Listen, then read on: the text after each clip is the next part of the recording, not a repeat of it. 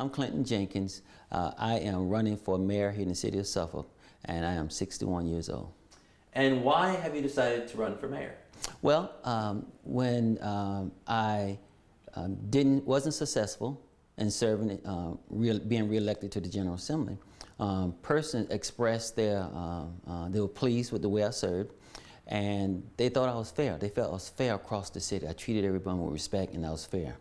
And they were appreciative of the level of services that I brought to the city. So they asked me if I would run for mayor. So here I am. Yeah. So did you ever think about running for mayor before leaving the General Assembly? Was that ever on your radar? No, believe it or not, being in politics was never on my radar. I was always a community servant, working in civic leagues and churches and things like that, trying to help out in schools in different capacities. So I never thought about being involved in the political arena at all. I just love to assist in the community. So running for mayor, what priorities would you have? Currently, it's infrastructure, controlled growth. Because of the growth in the city of Suffolk, our infrastructure is busting at the seam. So we need to get a handle on that. And we need to do something about our roads, make sure that as a matter of fact, when you were coming in, you can see how crowded it is. Imagine if there was some type of catastrophe and persons had to get out of the city. They wouldn't be able to get out. It's a drop of rain. The roads are overcrowded. Every day on 17, the roads are overcrowded. And when I was in the General Assembly, I tried to get ahead of that, but our current council wasn't responsive. So now I am trying to work on those issues. What do you mean they weren't responsive? Well,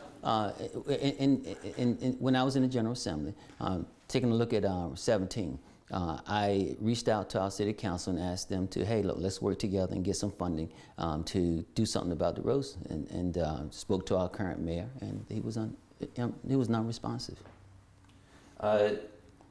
So I know that the current mayor has talked about how the state's process with smart scale funding, basically you need a road that is congested to be put at the top of the list. As a person who's in this General Assembly, do you think that system is broken? Well, I wouldn't say that it's broken, but I think that there are other needs out there. Case in point, the secondary roads. There is no designated funding for secondary roads. I'm talking about 58 and 17, those types of roads. While in the General Assembly, I introduced legislation to deal with that. And the governor, as well as VDOT, they thought it was excellent, but the timing wasn't right for it. So I think that things can be done, but I think it's all in the presentation. Now, you talk about Suffolk. If there's a disaster in Hampton Roads, they have to come through Suffolk.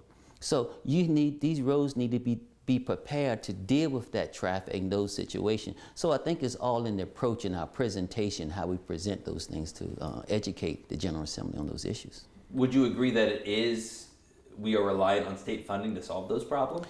I would agree that state and federal funding plays a large part in that. And again, it's all on presentation, how we can present that and introduce that to the General Assembly to get what we need.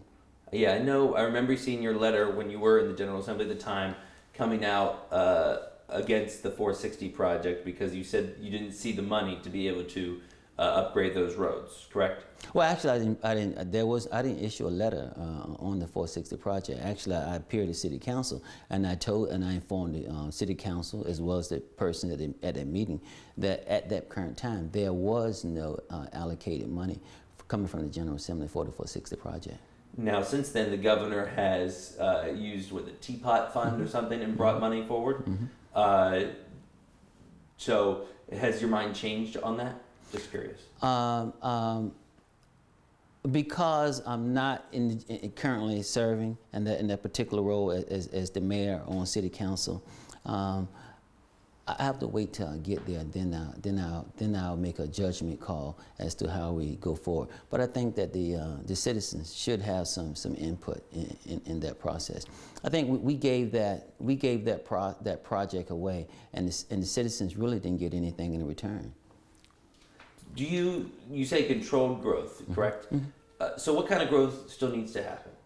I think that we still need to attract businesses here in the city of Suffolk. We need to, but we need to have a variety of businesses. There needs to be engineering.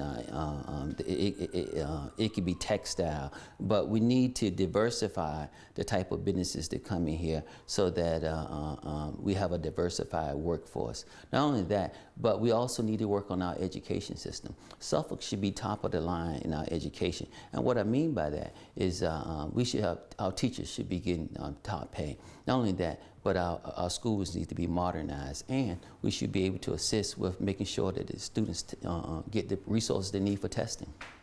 The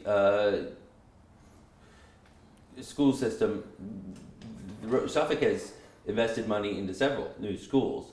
Do you believe that there's already been appropriate money sent towards the schools, or are you saying there needs to be more?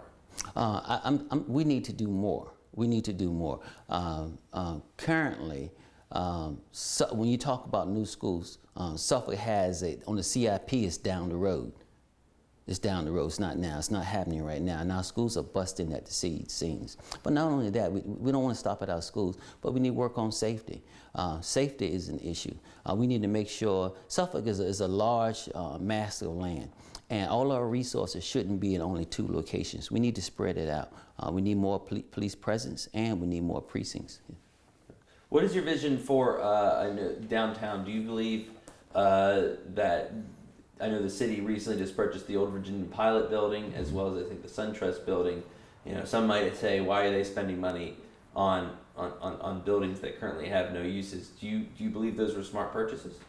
What I would say is that we need to find something that will attract people to downtown. Whether that be a university, a building that we can house a university, a school, or complex, but we need to find something to attract people downtown. We need to also work on parking downtown and people getting in and out of downtown. And when it comes to farming, I know there's been debates, of course, over farmland being turned over to warehouse space, but also very much so solar farms. Mm-hmm. I believe that there's already an existing cap on how many acres can be developed as solar farms. Do you have any views on striking the balance between agricultural land in the traditional sense versus solar farms? Well, one of the things you can't do, you can't tell a farmer that they can't sell the land for solar. You can't tell them they can't do that. But I think that I'm going to do everything I can to support our farmers and make sure that they have the resources and point them in the right direction so they can continue to grow and maintain. Is there anything else that you would like to add? I know, it's sometimes politically, after you lose a race, you have to overcompensate sometimes in your campaign. Do you believe you've done anything differently this time that will resonate more with voters? Well, I think that the voters have been very supportive because they want to make sure that Suffolk is affordable for everyone, that everyone can have a good quality of life here in the Suffolk, that persons can get a good job and afford to live here in the city of Suffolk. They want to make sure that there's affordable housing here in the city of Suffolk. And that's what I'm working to do. The people have come to me, they've expressed their concerns, and I've taken them in, and I've always done that, and they've always thought that I was fair. And I'm going to continue to do that.